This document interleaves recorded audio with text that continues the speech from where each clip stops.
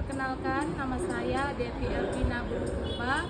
Saya adalah seorang guru pendidikan agama Katolik di SMP Maria Goretti Kabanjahe.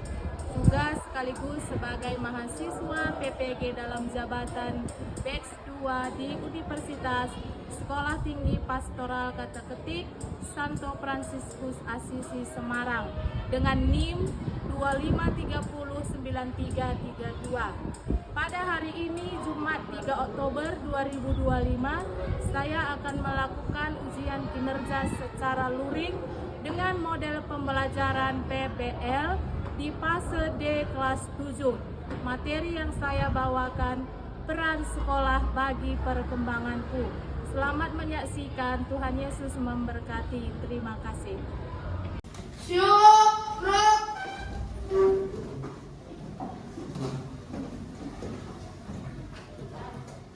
Kepada Ibu Guru kita, hormat gerak.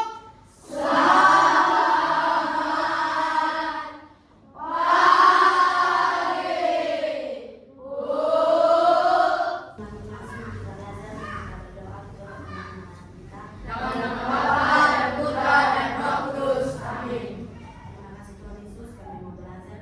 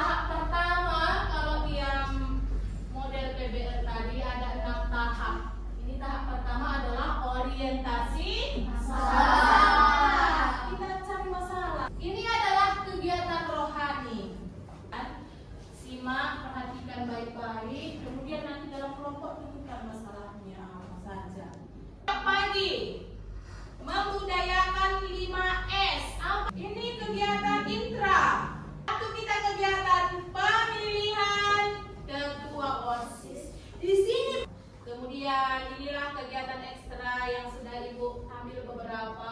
Ini kemarin pengukuhan berapa? Nanti kamu. Ini kegiatan kebersihan. Kemudian ini guru memberi pengarahan kepada seluruh siswa setiap pagi. Ini kegiatan literasi lapangan. Jadi semua yang Ibu tampilkan ini tadi berbasis masalah. Ada yang cegah. Tahap 2 yakni organisasi belajar. Apa yang kamu lihat pada gambar tersebut? Kegiatan-kegiatan Apa yang menarik bagi kamu? Apa Sandriana? Kegiatan ekstrakurikuler. Yang lain? Kegiatan apa yang menarik? Praim? Kegiatan rohani dan kegiatan ekstra. Nomor 3, mengapa menarik? Berikan tanggapannya. Mengapa menarik? Helmi? mampu mengembangkan bakat diri. Mampu mengembangkan bakat. Apakah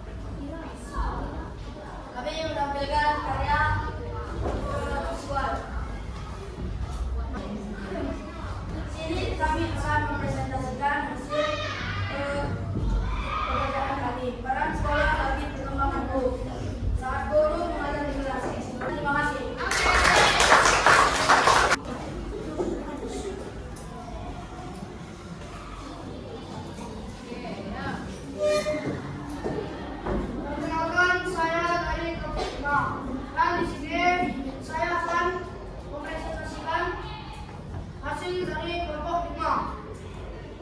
Judulnya peran sekolah bagi perkembangan guru. Guru adalah orang tua kita di sekolah. Guru bertugas mendidik dan membimbing kita agar menjadi siswa yang berpengetahuan dan berkarakter di sekolah. Teman adalah seorang yang saling membantu dan mendukung teman yang lain dalam beberapa bidang, seperti tugas pelajaran yang sulit. Lalu kegiatan rohani. Kegiatan rohani dapat seperti doa di pagi hari, retreat, ekaristi, dan ibadah singkat. Kegiatan rohani juga dapat meningkatkan iman siswa, sehingga siswa lebih dakwah kepada Tuhan Yang Maha Esa. Sekian dari presentasi kelompok 5. Terima kasih.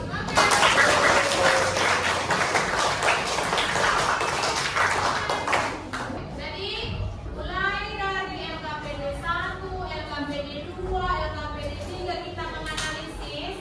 Sudah jelas apa peran sekolah?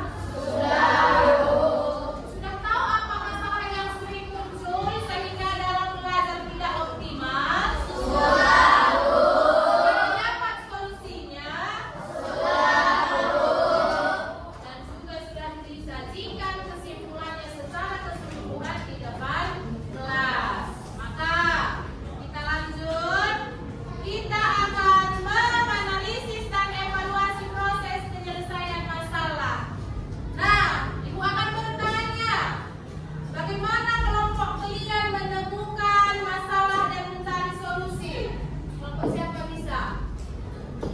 Kelompok 5. Bagaimana kelompok 5 menemukan masalah dan mencari solusi dari yang sudah kita temukan? Apakah semua memberikan pendapat atau bagaimana? Kelompok kami melakukan musyawarah dan bekerja sama Oke, musyawarah dan kerjasama. Ada lagi? dengan cara mengamati gambaran yang telah kita lihat dulu dan memberikan pendapat yang terbaik supaya dapat menyelesaikan masalah. Ya, mengamati gambar, menganalisis masalah yang muncul dalam gambar. Ada lagi? Ya, untuk memahami gambar, lalu mendiskusikan apa kira-kira masalah. Kedua, apakah cara yang digunakan sudah efektif atau masih ada yang kurang? Kan tadi kamu mengucapkan masalah. Menurut saya masih ada yang kurang, Bu, karena kami semua tidak semua bekerja sama, ada yang diam. Nah, iya, belum efektif karena setiap anggota belum antusias. Masih ada yang pasif. Pasif artinya diam. Ada yang aktif, ada yang pasif. Sehingga sulit untuk mengkoordinir. Kemudian, apa saja hambatan yang muncul dalam kelompok itu? Contohnya, kurang kerjasama, waktu terbatas, perbedaan pendapat. Apa saja masalah yang muncul dalam mengerjakan LKPD 1, 2, 3 dan kesimpulan tadi? Masalahnya hanya pendapat saya yang ada, Bu. Oke, ada satu orang yang aktif. Kurang aktif dalam kelompok kami, Bu. Kurang aktif. Ya. Dalam kelompok saya tidak semua yang aktif dan hanya 3 orang yang aktif. Nah, ada 3 orang yang aktif. Lanjut kita ke ini dia. Apakah hasil yang kau simpulkan tadi sudah mencapai tujuan pembelajaran kita yang pertama tadi? Sudah sinkron? Sudah. Apakah solusi yang dibuat sudah menjawab masalah? Sudah. Solusi yang kau buat tadi sudah menjawab masalah yang terjadi di foto tadi? Oke. Lalu juga sudah kau simpulkan tadi dengan nilai iman, misalnya kasih, tanggung jawab, dan persaudaraan. Mari kita berefleksi, refleksi pribadi dalam kelompok. Refleksi artinya mengingat kembali, merenungkan kembali apa yang sudah terjadi di kelompok dan di diri kita. Siapa yang bisa menyampaikan perasaannya selama proses diskusi kelompok? Kita buatlah, mulai dari kelompok 1 ya.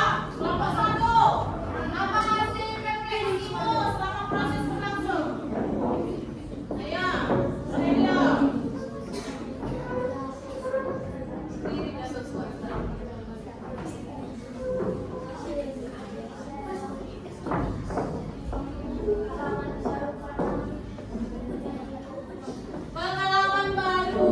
Oke, bagus ya, pengalaman baru. Kelompok 2. Sulit, kenapa sulit, nak? Ya, hasil refleksi dari kawan kita sulit diskusi kelompok ini karena beda pendapat dan ujung-ujungnya bertengkar katanya karena saling mempertahankan pendapat. Kelompok 3 apa hasil refleksinya? Saya di kelompok 3 kurang lumayan sulit. Kenapa, nak? Karena satu sedang dibahas dan satu lagi kurang aktif. Perbedaan pendapat dan kurang aktif sulit, ya. Oke, memang sangat sulit menyatukan hati. Kelompok 4. Hadirin aku. Ada beberapa yang kemudian dan juga ada yang tidak begitu. Ya, jadi hasil refleksi kalian itu bagaimana? Senang, menyenangkan tak kelompok ini, menyedihkan, membuat kekhawatiran, menyenangkan, tapi sedikit mengalami kesulitan karena hanya beberapa yang aktif. Bagus. 5.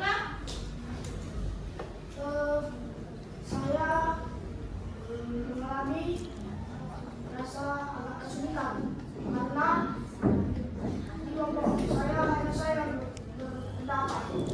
Itu. Oke. Sulit. Kalau hanya satu orang berarti namanya bukan diskusi kan ya? Apa terakhir? Perasaan saya dalam kelompok itu mendapatkan pengalaman baru. Karena sewaktu SD saya tidak pernah mendapatkan teman yang selalu aktif dalam tugas aku. Ya, menyenangkan dan juga pengalaman baru. Oke, dari yang sudah kita refleksikan ini, apa yang perlu diperbaiki pada kegiatan selanjutnya? Yo, ini siapapun bisa, Marco. Kerjasama dan keaktifan dalam kelompok. Bagus. Kerjasama dan aktif dalam kelompok. Jangan takut untuk memberikan pendapat. Ada lagi? Apa yang perlu diperbaiki supaya tak terulang di kegiatan berikutnya? Tidak boleh egois dalam mempertahankan pendapat. Tidak boleh egois. Lalu, ketiga, menyadari peran masing-masing anggota kelompok dalam keberhasilan penyelidikan. Kita ini berbeda-beda ya kan aku? Karena perbedaan itu membuat hasil kerja kelompok menjadi indah. Itu hasil refleksi kita hari ini supaya di kegiatan berikutnya tidak terulang kembali. Ini evaluasi kita hari ini menuliskan kelebihan dan kelemahan proses. Ini langsung saja kita lisankan. Apa kira-kira kelebihan dan kelemahan proses belajar metode PBL ini? Kelebihannya apa? Mendapat pengalaman baru. Mendapat pengalaman baru dalam memecahkan masalah. Mendapat pengalaman baru. Meningkatkan wawasan dalam belajar. Meningkatkan wawasan selama pembelajaran. Ya, kita tadi dihadapkan pada masalah, lalu disuruh mencari solusi, lalu dibuat kesimpulannya. Lalu apa kelemahannya, nak? Kurang kerjasama. Kurang kerjasama. Ya, ada lagi? Egois. Lalu, apa saran untuk kegiatan berikutnya agar lebih baik? Ya, Marco? Kalau kita buat kelompok nanti Bu, beda pula kawannya Bu. Nanti kawan. Bertukar ya, bertukar kawan. Jangan ikut saja kawan kelompok. Bagus. Lagi. Apa lagi kira-kira sarannya? Setiap anggota diusahakan mengeluarkan pendapat. Mengeluarkan kegiatan diskusinya. Halo. Apa kira-kira nilai atau hikmah yang diperoleh dari kegiatan kita ini? Apa hikmahnya diskusi ini, pembelajaran ini, metode ini bagi kamu? Nah, contohnya pentingnya kerjasama, sabar mendengarkan, taat pada ajaran iman. Apa kira-kira hikmahnya?